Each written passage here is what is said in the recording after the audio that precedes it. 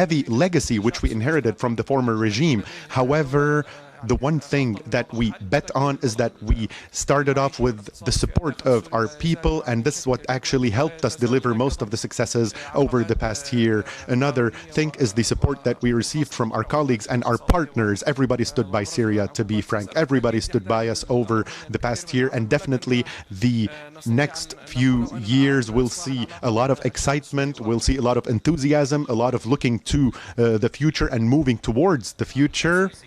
And the current stage gives us a lot of confidence. However, we are not satisfied with this result. The Syrian people deserve a better state compared to our current situation. And if we talk about the living situation and the economic situation, we are still suffering quite a lot. And there are still legal hurdles, particularly when it comes to the economic sanctions imposed on Syria, notably the Caesar law. So we still have a long way to go in that sense. However, what we can say right now is that we managed to restore the relationship between the Syrian people and their government. Thank you very much, Charles. Dr. Khalifi, a similar question to you, starting out big picture. Qatar and your government has taken a strong and consistent stance on Syria since the very beginning, and I think was ideally placed to adapt to the fundamental transformation we saw a year ago. I mean, how would you characterize from Qatar's perspective how the past 12 months have gone? What are you envisioning from your policy perspective, what year two needs to look like? What are your new challenges as we enter into this second year of Syria's transition? Thank you very much, Charles, and it's good to be in this panel with my distinguished colleagues. A few points to take into consideration when we're discussing the Syrian case. First of all, Qatar has been very firm when it comes to its position in full support of the Syrian people. In 14 years, we haven't changed that position. When we see the others, they were shifting in the political decision, we remain firm, believing strongly that this is the right path for the Syrians to restore their full rights, a country that is sovereign, that is prosperous, and providing an opportunity for the people to live a better life. This is something that is very critical in the top leadership of the country, following up the administrative bodies, and we've been very much engaged since day one of that topic. If you allow me, interesting fact, last year at this forum, in this hotel specifically, we were discussing the Syrian case, following up the movements by the Syrians on the ground. Interesting fact, we spent more than 4 or 5 hours with the group, the Astana group format, as well as regional countries, discussing what is going to be the next step. Is it going to be reasonable now for Bashar al-Assad to lower the bar and start engaging productively? But our friends and our brothers didn't save time, I think, for that operation. Things has moved so quickly. Our policy since day one, never shy out. Engage, go and talk to our brothers over there on the ground, stretch our hands of support and help for the Syrian people and the Syrian government. And we've been very consistent, honestly, in terms of that help. We have a highly distinguished institutions, even at the humanitarian level. Qatar Funds for Development, education above all of them, they've been outreached over there and they've been engaged in several activities and projects within the Syrian government. I think in terms, if I want to assess the 12 months for Qatar's and Syria partnership, it's never been stronger. We've been so close and we've been very engaged in the different sectors, at the energy sectors, at the financial sectors, even at the international level. We've been very much supporting that Syrian cause. Because we strongly believe in it. We think this is the right pathway and this is what the Syrian people believes and deserves. And therefore I think how we see generally Syria, we see it regionally as well. We've seen the developments in the regional countries as well, and that brings honestly comfort at the decision makers levels in Doha and in the general wider scope. We've seen the developments in Lebanon, for example, with the election of presidents and the permanent government. We've seen the recent election in Iraq. All of them, that helps us that the movement is on the right pathway when it comes to the political stability. That helps us, but we will always consider ourselves a reliable partners for those regional countries, and we will continue to engage with them. Thank you.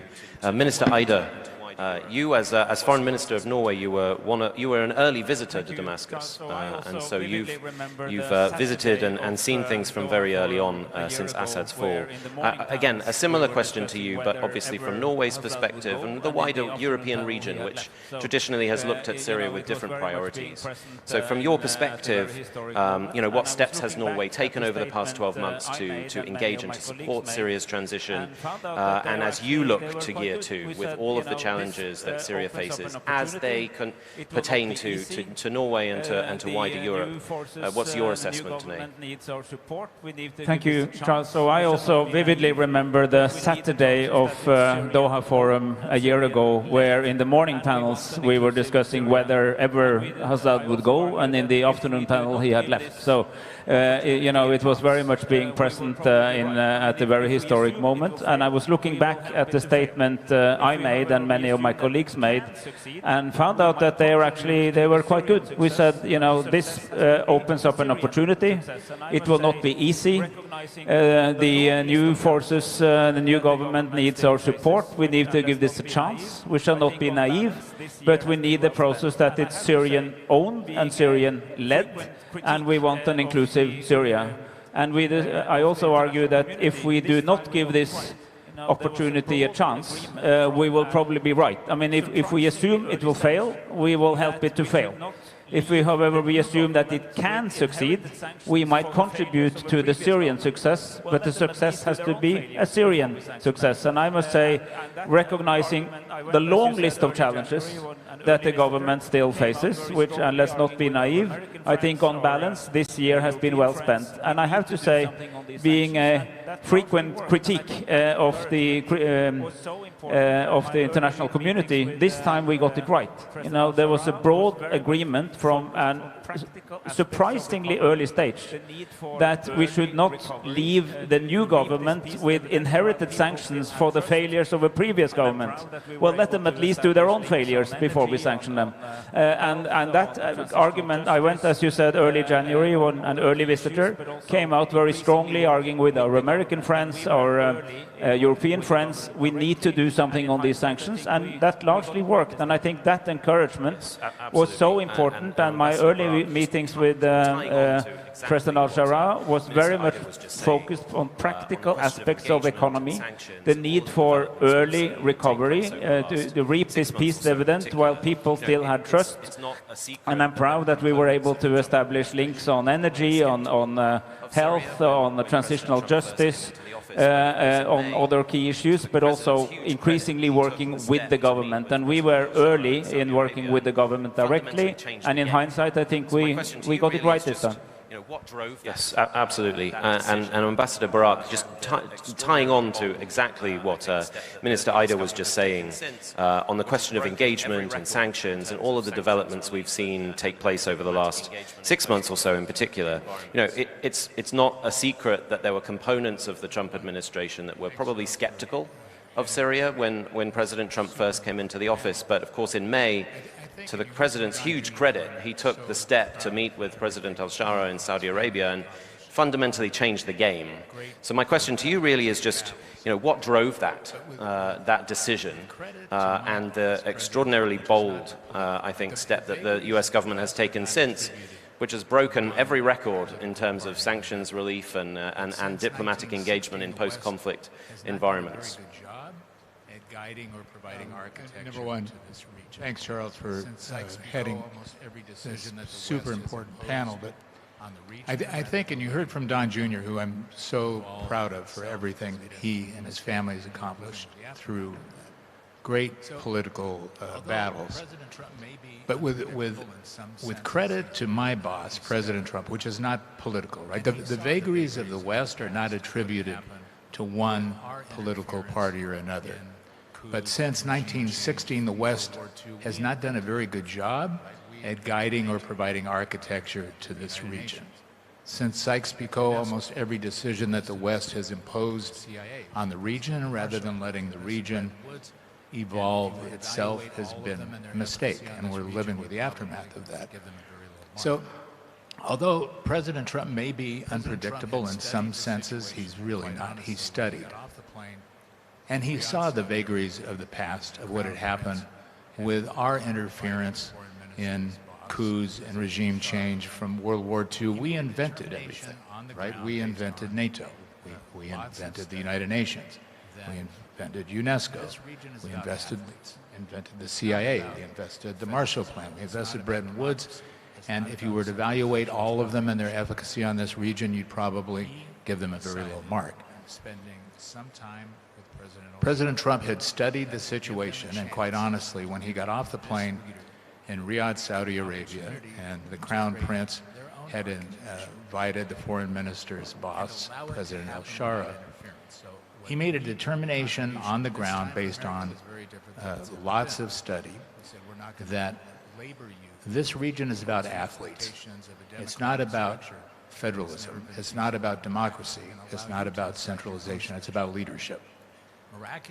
He decided, and spending some time with President al-Shara, that to give them a chance, to give this leader the opportunity to create their own architecture and allow it to happen without interference. So what we did, the contribution this time for America was very different than it's ever been. We said, we're not going to labor you with hopes and expectations of a democratic structure that has never been feasible in the past. We're going to allow you to decide your own structure. Miraculously, in that 10 months, the foreign minister, who I spend a lot of time with, I applied to be his barista, but I can't keep up with him. He's a rocket ship. They all are. And I have to tell you, I think from President Trump and Secretary Rubio's point of view, which we do, in relieving them of sanctions, we go through a report card. If you remember, Secretary Rubio in March had sat down with Foreign Minister Sheibani and given him a section of 8 expectations of things that you all want. Integration of all the communities, the continuing investigation into missing persons, the care and taking of camps, the dismantling of foreign fighters, chemical weapons, which has always been an issue. And honestly, on those issues, for a very small team, in my humble personal opinion, I give them an A in all of those categories in which they had very limited resources. So I think President Trump's instincts, along with a very Minister Syebani, back to you. Understandable team headed by Secretary Rubio in evaluating lessons of the past, was all about let's pick the athletes, not necessarily the stadium. And in our estimation, it's heroic and epic what they've done in what will be 2 years and a couple of days. And what we all have to do is help them, entitle them, encourage them, and allow them to form the kind of government and inclusive regime that they, the Syrians, would like to do. But we're very proud of it. Thank you very much. Minister Syebani, back to Shara, publicly announced very early on was the importance of Syria having a foreign policy that sought problems with nobody. In other words, a balanced foreign policy. You seek to engage with everyone, whether you have differences or similarities. And I think over the past year, I'm not an expert on Asia or other regions of the world, but I can't think of many countries around the world that have managed to sustain, especially in a complex post-conflict environment, a balanced relationship with every one of the world's major players and everyone in between. My question to you really is how long do you think that complex foreign policy can be sustained? It is going to get more complicated with time. Do you think that there will come a time when you'll have to start choosing to prioritize more in one direction than the other? Are you already facing that situation? And if you do, how will you deal with that challenge?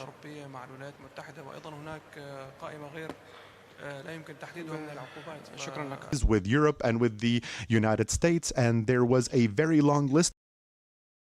In a way, we were shocked when we saw all these restrictions that were definitely going to hinder the reconstruction phase that we started following the ousting or the toppling of the regime on the next day. So having a balanced foreign policy in any country in the Middle East is probably one of the toughest things, something that every single country is trying to accomplish. Every country tries to maintain a balanced foreign policy, given, of course, the level of polarization in the world, and given the towards any polarization of any tendency. Of course, we have a very deep reading and study of every move we make, every statement we make, every political project we engage in, and every international engagement. We realize that as a Middle East country, we are definitely under the lens, under the microscope. But a country such as Syria definitely needs a calm relationship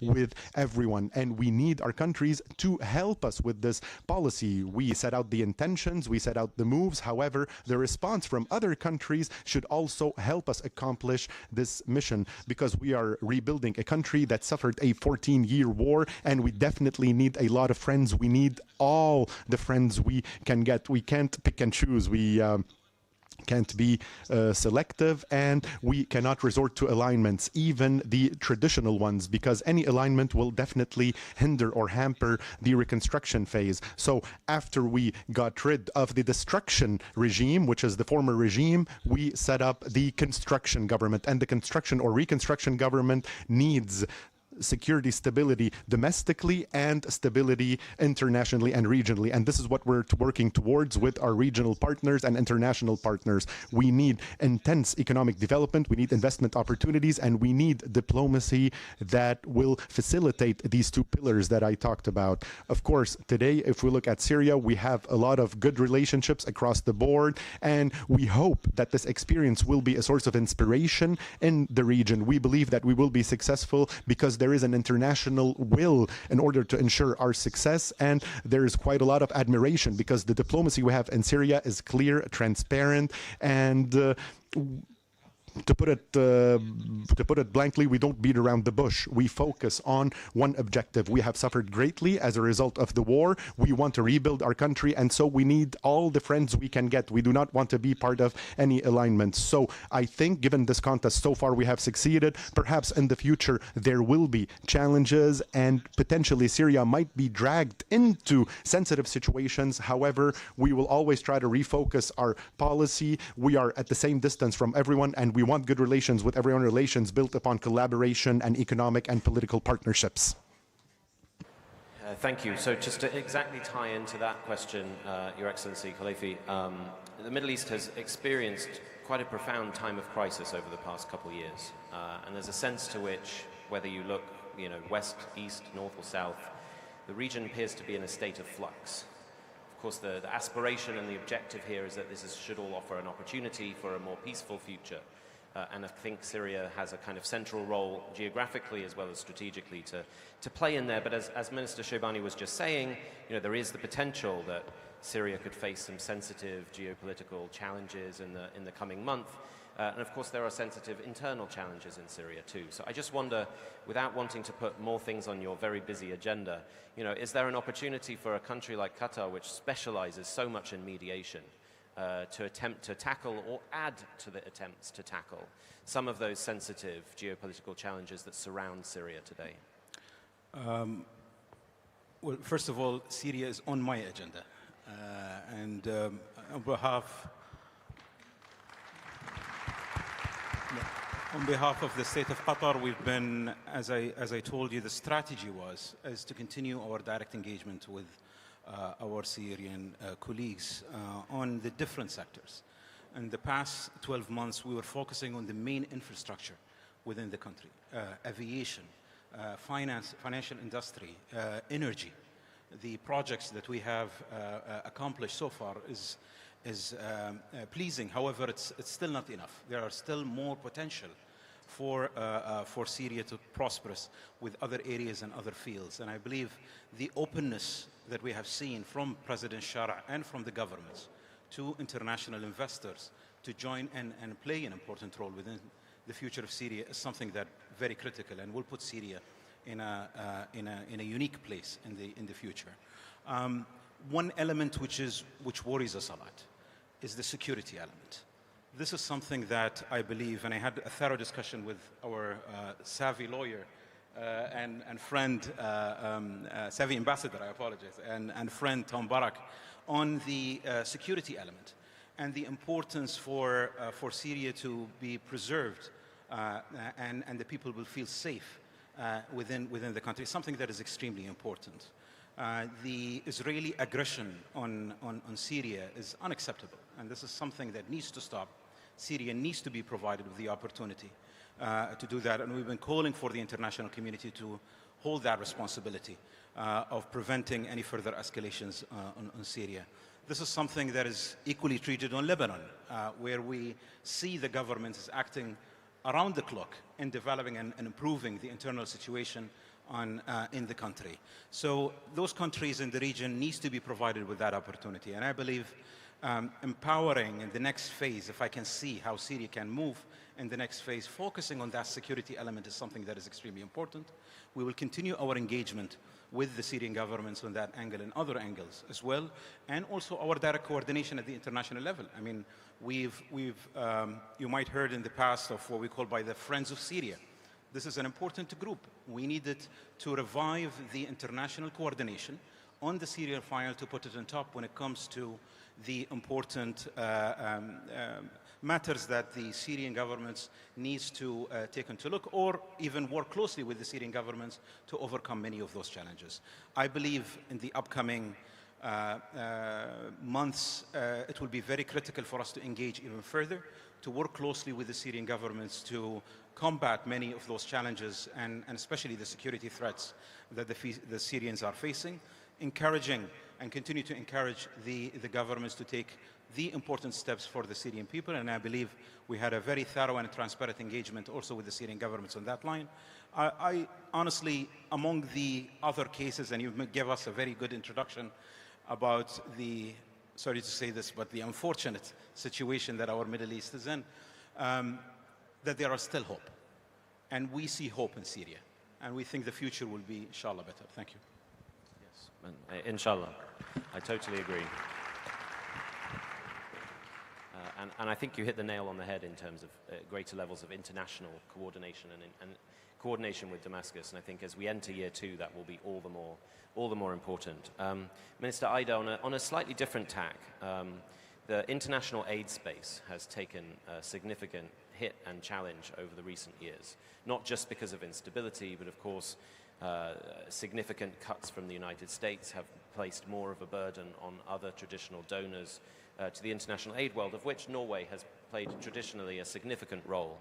And the issue on Syria, of course, is that we are now in transition, and so we will see a pivot away from aid and more towards early recovery, and of course investment once the Caesar Act, we hope, is removed within days. But nevertheless, there is still a huge strain in there. And in Syria, there is still huge need for similar activities as we pivot more towards that investment direction. So really just from your perspective, but also from Norway's wider engagement within Europe and the rest of the international community, are there efforts underway to try and fill some of those gaps in a case of like Syria? Thank you. Let me just one sentence on the geopolitics, because I think the best thing Syria can do for the geopolitics of the region is exactly what it does, which is to focus on Syria. And I see the Prime Minister of Lebanon. I think it's quite welcome for some of the neighbors that Syria focuses on Syria, because we've had Syrians who focused on other things, and breaking the direct geographical link between Iran and Hezbollah, for instance, is an improvement in regional security. And that's just because Syria focused on Syria. And I think other countries in the neighborhood, including Israel, should, contrary to what they are doing, they should actually recognize that we have a Syria that wants to be Syrian-led and Syrian-owned, but with a focus on rebuilding Syria. Which brings me to your question, because if that's good for geopolitics, it means that the rest of us would be well advised to help them to recover quickly. And we, for our sake, for Norway's sake, is that we've already moved beyond early recovery. We're into long-term recovery, to long-term investments and developments. Of course, it's early days for classical investments, but focusing on energy, for instance, is a very important prerequisite for other industrial initiatives, for rebuilding of key infrastructures. So working on, not only humanitarian aid and early recovery, but actually engaging in economic development where you'll need some help from your friends.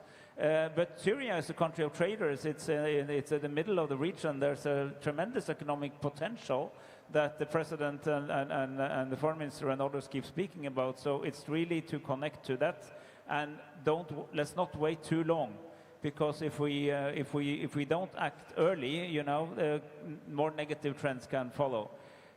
You know, not necessarily to comment on American developments, but it is a problem that development support from traditional donors is falling.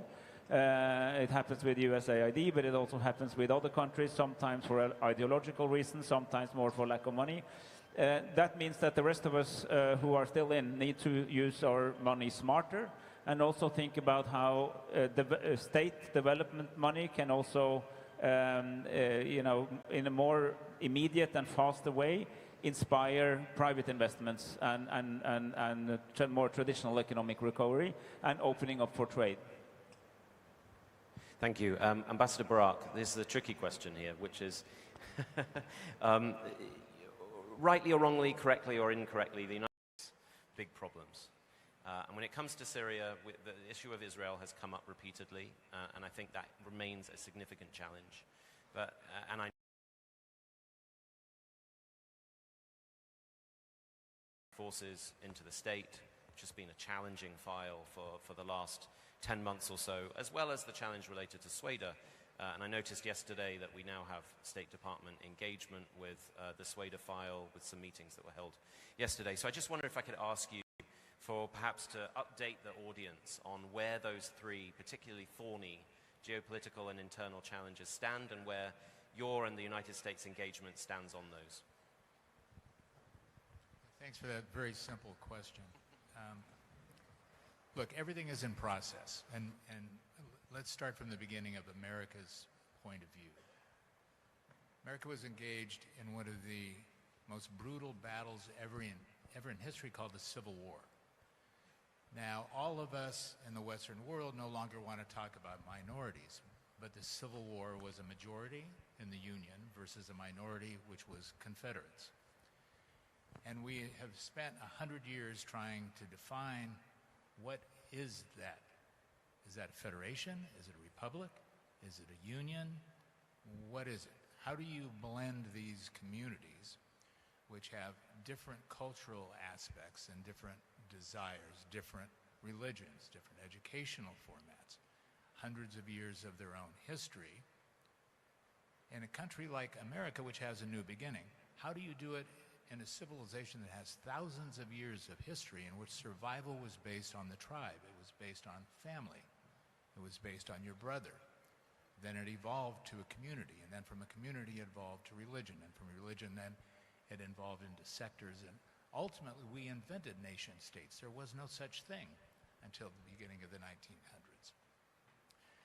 So blending these very difficult issues, America has taken the point of view of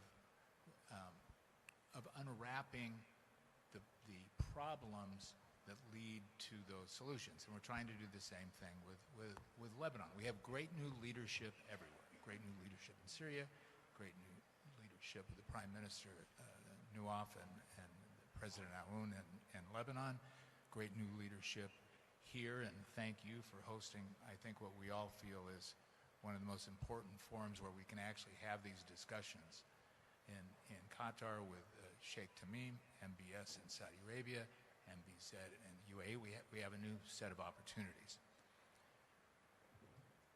First thing that has to happen is we have to allow them, Syria, to define it themselves without going in with Western expectations of saying we want a democracy in 12 months. We've never had a democracy anyway. I don't see a democracy. Israel can claim that it's a democracy, but in this region, really what's worked the best, whether you like it or you don't like it, is a benevolent monarchy. That's the function of what's worked. So we're inventing something else. And every time the West steps in and says, okay, here is a kind of parliamentary dialogue that we want to have. Every time we step in, whether it's Libya, Iraq, all of the places that we've been to try and create create a colonialized mandate, it has not been very successful. We end up with paralysis. So our view is give direction. All of us need to weigh in, not criticize, not say we need more foreign fighters released more quickly, not say we need more missing persons found more readily, not say the communities are being punished unfairly until they, in baby steps, get there. They just have taken over command and control. They need stability first. We need to give them the opportunity to incorporate all points of view, but at the end of the day, all points of view don't create a nation. They need to define what creates a nation. Is that centralization? Is it federalization? Is it a hybrid? What is it going to be? And from America's point of view, what we've learned is we are not good at imposing those expectations, especially in the Middle East, on others. Israel is a confusing situation. What I think this president and Jared Kushner and Steve Witkoff have done, hand in hand with Qatar, by the way, and I'm here to tell you as a soldier on the ground, none of this would happen. Whatever we think about what happened in Israel, the greatest thing that ever happened is we got a ceasefire and return of hostages. It would not have happened without Qatar's intervention. It would just not have happened. And one of the most disappointing things, and I heard it was a great discussion between Tucker Carlson and Sheikh Mohammed. I'm telling you as somebody who's been in the middle of this, Sheikh Mohammed, under the Emir's tutelage, was the most important person for us to keep a dialogue with Hamas. No matter how the West views it, they were wrong. If we didn't have that, if Turkey didn't step in alongside, who was also criticized for having a dialogue with Hamas, we would not be where we are today. So we have to take a look at that as we look at Syria and Israel. It's baby steps. It's baby steps with Israel. It's a process, right? It's not an event. We're going to have speed bumps. We're going to have atrocities that continue. We're going to have dilemmas. We need to bring Lebanon and Syria together and aligned, two of the most ancient and beautiful civilizations. Iraq is having the same dilemma through paralysis in its own parliamentary process. We don't want to interfere in those political discussions. My hope and my belief is that we're going to go from the payphone to satellites. We're not going to have the iterative process. And the young leadership that we have in Syria, in Lebanon, in Qatar, Saudi Arabia, the UAE, holding their hands, I have great hope. But it takes all of us relieving the pressure we're putting on these places with what our expectations from the West are and giving them resources that they need. Please. Can I just, I very much would like to second that. I think what Tom Barak just said is incredibly important. When we say Syrian-owned and Syrian-led, it also means that we have to accept that they will find their way. The Syrian government tells us that they want an inclusive government. I welcome that. I think that's wise. But it's a Syrian choice, not my choice, nor America's choice. It's something they do. And I think we Westerners, historically, which I very much like your point, is that we tend to forget how states emerge. You know, states emerge because somebody takes power, consolidates power against somebody else, and eventually you build a structure around that, and rule of law and so on comes later. And you know, it was not like there was a country called Syria. It's still the same country, but it's not like a state that was ready and you just change a few people at the top. You actually have to consolidate that power in order to be able to do anything in that place. And this is sometimes overlooked. So I think a mature recognition of how these things work in practice is very welcome. It will actually bring us further towards something that is stable and lasting in Syria. So I think that was really wise words. Thank you for adding that. Minister Syebani, I want to sort of bring back the same question I asked Ambassador Barak, but of course get your opinion on it. The challenge that you face with your Israeli neighbors is growing, I think. Last month, for the first time, we had more than 100 ground incursions in 30 days. On average, throughout the rest of the year, we've had half that. So a doubling of ground incursions in a month in November. which places very significant pressure on you and your government. Can you give us a bit of an update on where what looks like a stalled track of direct talks which you had been engaged in, whether there is a prospect for that to be renewed, and of course, most importantly, what are your positions with regards to those talks? What are your red lines? What is your vision for where those talks would go in an ideal world?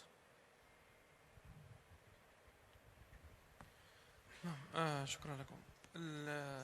حقيقة هو من أبرز التحديات التي ربما يعني يعيشها الشعب السوري حاليا وأيضا تعيشها سوريا حاليا بالمرحلة الانتقالية هي مسألة إسرائيل. الجانب الإسرائيلي منذ اليوم الأول في 8 ديسمبر العام الماضي والى اليوم هو الجانب المقلق للاستقرار في سوريا، وهو يعني إذا ما عملنا استقراء للسياسات الإسرائيلية تجاه سوريا خاصة الإعلامية والسياسية وأيضا العسكرية والبرية، هناك يعني محاولة دائمة لزعزعة الاستقرار، إلا أننا أيضا نجحنا في يعني بكسب الكثير من الداعمين لمقاربة سوريا باتجاه إسرائيل، وأبرز هذه الدول الداعمة هي الولايات المتحدة الأمريكية التي أيضا هي داعمة لإجراء اتفاق أمني مع إسرائيل، وهذا ما نعمل عليه حاليا. الخط الأحمر الذي لدينا مع إسرائيل هو مسألة الانسحاب الإسرائيلي من سوريا، فلا يمكن أن نمضي في اتفاق أمني مع إسرائيل وإسرائيل تحتل أجزاء جديدة من سوريا بعد 8 ديسمبر، ويجب أن تعود الخريطة إلى ما كانت عليه في 7 ديسمبر العام الماضي، ويكون هناك يعني مقاربة ثنائية وأيضا عادلة للهواجس الأمنية للدولة السورية وأيضا للجانب الإسرائيلي. العملية الأمنية هي عملية ثنائية وتكاملية، لا يجب أن تكون من طرف واحد ولا تحترم الجانب الآخر. ونريد أيضا من الجانب الإسرائيلي أن يكف عن التدخل في الشؤون السورية، وأن أيضا أن يراهن على تحريك بعض الفئات من المجتمع السوري، أو أنه يغامر بمسألة تعزيز التفرقة في المجتمع السوري، فهذا ما سينعكس عليه سلبا أيضا في المستقبل. اليوم سوريا هي مركزة على سوريا، ونريد إعادة بناء بلدنا، ونريد أيضا علاقات هادئة مع الجميع بما فيها إسرائيل، ونحن ملتزمون باتفاقية 1974، وأيضا ملتزمون أيضا بالنهج الذي نقوده حاليا مع إسرائيل بوساطة أمريكية. وربما أبدت الحكومة السورية نضجا وعقلانية وأيضا دبلوماسية أكبر بكثير من الجانب الإسرائيلي الذي كان يعني في السابق يروج نفسه أنه النظام الديمقراطي الوحيد في الشرق الأوسط، ولكن أثبتت التجربة السورية على يعني حداثتها خلال عام واحد أنها أكثر عقلانية وأكثر دبلوماسية، واستطعنا أن نحشد الكثير من الأصدقاء في الدول العربية والأجنبية والأوروبية. فاليوم المجتمع الدولي داعم لمسار سوريا في هذا المجال، وكان آخره أيضا التصويت الذي اعترف أيضا مرة أخرى في الجولان كأرض سورية، وازداد ما يزيد عن 25 دولة داعمين لهذا التصويت عن العام الماضي. Thank you.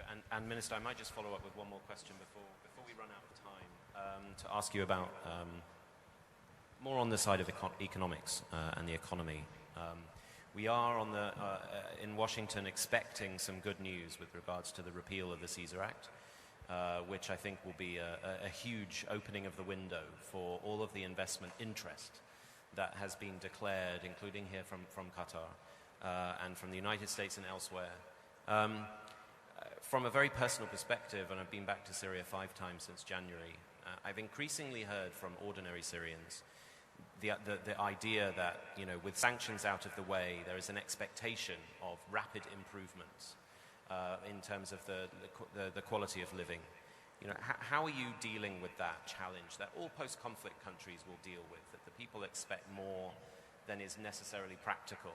There's a huge amount of reconstruction and rehabilitation that has to happen before we can see those real significant benefits. So how do you deal with that challenge, both, of course, from as you as the foreign minister, but more widely as the government?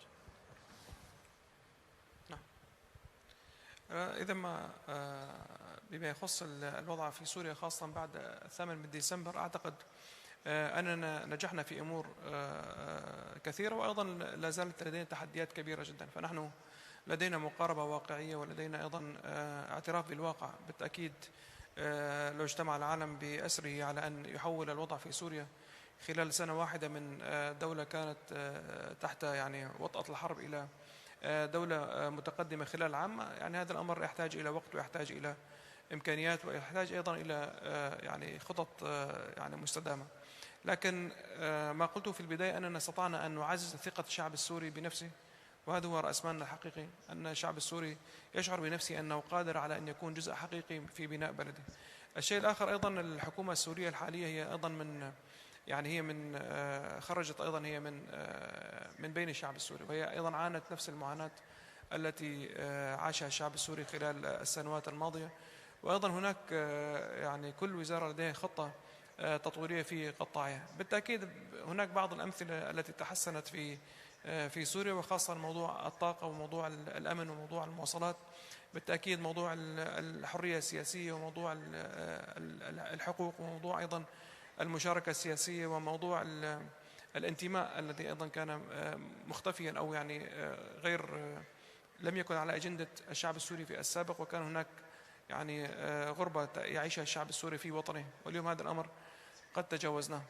إذا ما قمنا بمقارنة بسيطة جدا بين 8 ديسمبر العام الماضي واليوم، سوريا كانت ربما من المواضيع المزعجة داخل البيت الأبيض. اليوم أصبحت الولايات المتحدة تشير صراحة إلى أن سوريا دولة شريكة لها، وأن أيضا سوريا كانت لدى الاتحاد الأوروبي كانت هي أيضا من المواضيع الإنسانية التي كانت تسعى كيف نرسل مساعدات، كيف نوقف الهجرة من سوريا. اليوم أصبحنا نتحدث عن كيف ننظم العودة إلى سوريا، وأيضا كيف نستثمر في سوريا. أيضا سوريا كانت هي ينظر لها أنها كانت يعني مصدر للتهديد، اليوم أصبحت منظر ونموذج للإلهام والنجاح. الشعب السوري بنفسه كان ينظر إلى المستقبل بعين من الخوف واليأس، اليوم ينظر إلى المستقبل ويسارع يعني الخطى المضي إلى المستقبل، لأنه يعتقد ويؤمن أن المستقبل سيشكل له الدولة التي يؤمن فيها. فاليوم أعتقد ما تم تحقيقه على الجانب المعنوي والجانب يعني إعادة تصوير سوريا وإعادة بناء تصورات حول سوريا خلال عام واحد، نجحنا في هذا الموضوع. بالتأكيد الجانب الخدمي والاقتصادي هذا ما ستركز عليه الحكومة السورية في عام 2026 وأيضا خلال الأعوام القادمة في جميع القطاعات، وكنا قد ركزنا على القطاعات الخدمية، وأيضا الصناعة أيضا عادت إلى سوريا، وأيضا انتعشت القطاعات الأساسية بشراكات مع الشركات الأمريكية، وأيضا شركات قطرية وشركات سعودية وشركات تركية. وهناك اليوم رغبة كبيرة جدا في الاستثمار في سوريا. فنحن كشعب سوري أو كسوريا حقيقة لسنا خائفين من التقدم الاقتصادي والتقدم في مستوى العيش وإعادة بناء بلدنا، لأن هذا لدينا الرأس مال الحقيقي وهو الشعب السوري. ما نخشاه هو التهديدات الأمنية التي نراها إما من داعش أو من الجانب الإسرائيلي أو من ميليشيات عابرة الحدود لم ترضى بالتغيير الذي حصل في سوريا. وأعتقد أننا إن شاء الله في منتدى الدوحة العام القادم سنتكلم عن نماذج حقيقية للنجاح الميداني الذي حصل في سوريا، خاصة أن اليوم أصبح الكل يعني وهناك حقيقة هذا أمر يجب أيضا نعترف فيه، هناك رغبة دولية لرؤية سوريا دولة ناجحة، وأن تكون قد تخلصت من نظام دكتاتوري شمولي، وألا تقع في فخ الدولة الفاشلة وتنتقل إلى نظام ملهم، وأيضا يعني يبث بعض الأمل ويبث بعض المعنويات خاصة في دول الشرق الأوسط وفي العالم.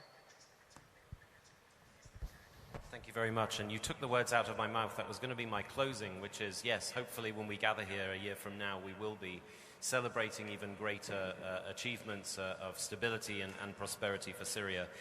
The only other thing I will say here is thank you to all of our esteemed panelists. I wish we had another 45 minutes. And in the meantime, good luck to Syria football tonight.